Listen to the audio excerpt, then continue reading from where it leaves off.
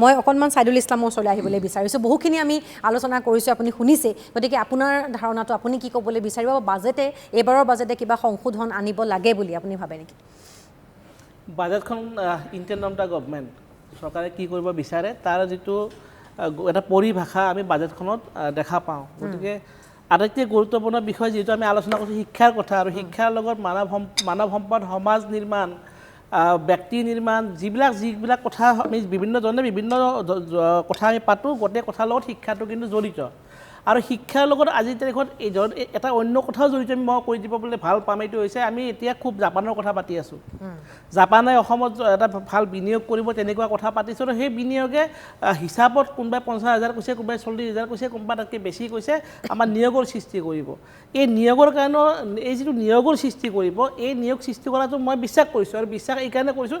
বিনিয়োগ হ'লে নিয়োগ হয় এতিয়া সেই নিয়োগত আমাৰ যিখিনি অসমৰ ল'ৰা ছোৱালী আছে এই ল'ৰা ছোৱালীখিনি যদি যোগ্য হৈ উঠিব লাগে তেতিয়াও কিন্তু আমাক লাগিব শিক্ষা আৰু সেই শিক্ষাটোৰ লগত যিহেতু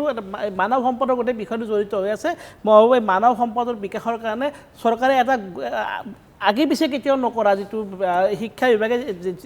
যিটো বাজেট আজিলৈকে পোৱা নাই তেনেকুৱা বাজেট এটা মই ভাবোঁ এই বাজেট দিয়াটো উচিত এইটো এটা অত্যন্ত গুৰুত্বপূৰ্ণ কথা আৰু অন্যান্য যিবিলাক বিষয় আছে এই বিষয়কেইটা অত্যন্ত গুৰুত্বপূৰ্ণ মই ভাবোঁ যে আজিৰ তাৰিখতো অসমত যদি ছিংগুল টিচাৰ স্কুল আছে সেইটো আমাৰ কাৰণে দুৰ্ভাগ্যজনক কাৰণ প্ৰায় 8,500 স্কুল কাৰণ যিয়ে নহওক এমালগেমেশ্যন বুলি কৈ পেলাই আমি বন্ধ কৰোঁ বা অন্যান্য কাৰণে যে বন্ধ কৰোঁ বন্ধ হৈছে আৰু এই বন্ধ হোৱাৰ ফলত কিছুমান টিচাৰ কিন্তু আমি তাৰ ৰিলিজ পাইছোঁ আৰু সেই টিচাৰখিনি ইতিমধ্যে একমডেট কৰা হৈছে তাৰপিছতো কিন্তু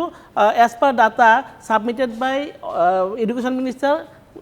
সদনত ছাবমিট কৰা ফেব্ৰুৱাৰী 2026 সেই সদনত ছাবমিট কৰা হিচাপ মতে 2670খন অসম এনেকুৱা বিদ্যালয় আছে য'ত ছিংগুল টিচাৰ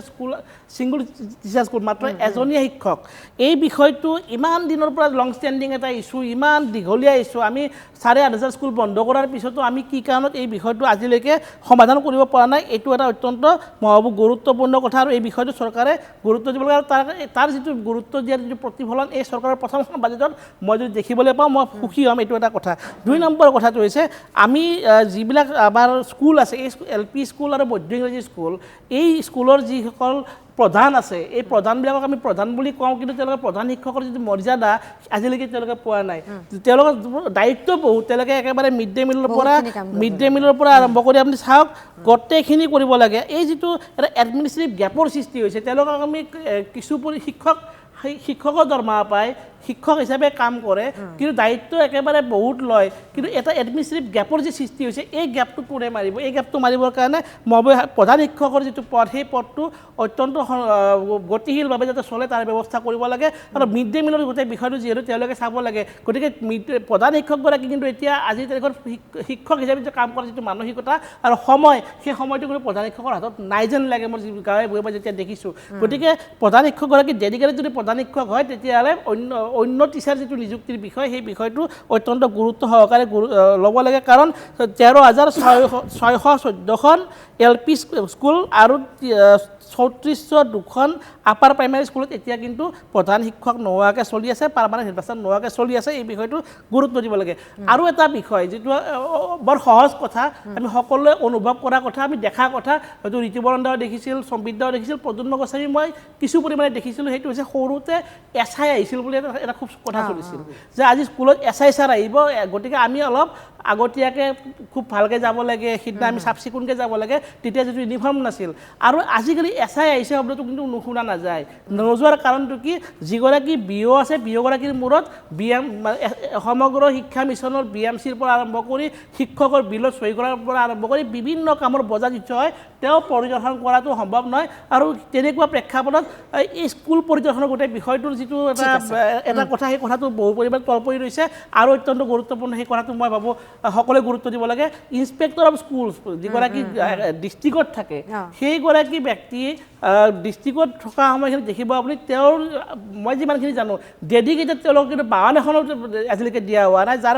কাৰণে তেওঁলোকে এখন বিদ্যালয় পৰিদৰ্শন কৰিব যাব নোৱাৰে আৰু যদি কেনেবাকৈ যাবলগীয়া হয় তেওঁলোকে হয় পকেটৰ পইচা খৰচ কৰিব লাগে নহ'লে বেলেগ ধৰণে পইচাটো উলিয়াই ল'ব লাগে যদি তেওঁলোকে তেনেকুৱা নকৰাকৈ আছে তেতিয়াহ'লে তেওঁলোকে হাতৰ পৰা ভৰিছে গতিকে এই গোটেই বিষয়টো এটা ট্ৰেন্সপাৰেঞ্চি এডমিনিষ্ট্ৰেটিভ যিটো ইনএফিচিয়েঞ্চিৰ সৃষ্টি হৈছে সেইটো মাৰিবৰ কাৰণে এই গেপটো মাৰিবৰ কাৰণে ব্যৱস্থা কৰিব লাগিব আৰু মই ভাবোঁ আটাইতকৈ গুৰুত্বপূৰ্ণ গুৰুত্বপূৰ্ণ সেই এটা কথা সেইটো আমি কেইবছৰমান আগতে শুনিছিলোঁ 4 বছৰ 5 বছৰমান আগতে শুনিছিলোঁ যে মেট্ৰিক পৰীক্ষাটো বন্ধ হ'ব মেট্ৰিক পৰীক্ষাটো বন্ধ এইকাৰণে হ'ব NEPৰ মতে মেট্ৰিক পৰীক্ষাটো ক্লাছ 10 পৰীক্ষা হ'ব আৰু প্ৰতিখন হাইস্কুল আপগ্ৰেড কৰিব লাগিব হায়াৰ ছেকেণ্ডেৰীলৈকে এই মেট্ৰিক পৰীক্ষা বন্ধ হ'লনে নাই আজিলৈকে কিয় হোৱা নাই যদি বন্ধ হোৱা নাই এইকাৰণে বন্ধ হোৱা নাই মেট্ৰিক পৰীক্ষাটো কাৰণ আমি এতিয়ালৈকে আমাৰ যিটো ইনফ্ৰাষ্ট্ৰাকচাৰ লাগে বুলি আমি কৈছিলোঁ প্ৰতিখন হায়াৰ ছেকেণ্ডেৰী মানে হাইস্কুলক হায়াৰ ছেকেণ্ডেৰীলৈকে ৰূপান্তৰ কৰাৰ কাৰণে আমাৰ এতিয়াও সেই যিটো আন্তঃগাঁথনি আমি কৰিব পৰা নাই মই কোৱা নাই একেদিনাই সকলো হৈ যাব লাগে আমাৰ হাতত আলাউদ্দিনৰ চাকি নাই কথা আমি সকলোৱে জানো চৰকাৰখনৰ যিটো ইকনমিক লাইবিলিটি আছে সেইটো জানো বাজেটত আমি দেখিম আমাৰ আয় কিমান হ'ব গতিকে এই গোটেই কথা বতৰাৰ মাজত মই এটা কথা ক'ব খোজোঁ এই যিখিনি কথা বতৰাই আমাৰ শিক্ষা বিভাগটোক একেবাৰে এক প্ৰকাৰ বিশ্বাসযোগ্যহীনতাৰ মাজত ঠেলি লৈ গৈছে মই বৰ মুকলিকৈ কৈ ভাল পাম যে আজিৰ তাৰিখত সম্বল থকা কোনো ব্যক্তিয়ে যদি তেওঁলোকৰ হাতত অপশ্যন থাকে কেতিয়াও কিন্তু ওচৰৰ যিখন LP স্কুল আছে তাত নিজৰ সন্তানক নপঢ়ায় এইটো কথা বৰ মুকলিকৈ কৈছোঁ কোনোবা ভাল পালেও বেয়া পালেও এইটো সঁচা কথা গতিকে এই যিটো সঁচা কথা এই সঁচা কথাটো আমি ওলোটাই পেলাই আমি কৰিব পাৰোঁ নেকি যে সম্বল থাকিলেও আমাৰ ওচৰৰ যিগৰাকী প্ৰফেচাৰ আছে সেই প্ৰফেচাৰৰ সন্তানটো আছে যে পঢ়াব পৰা ব্যৱস্থাটো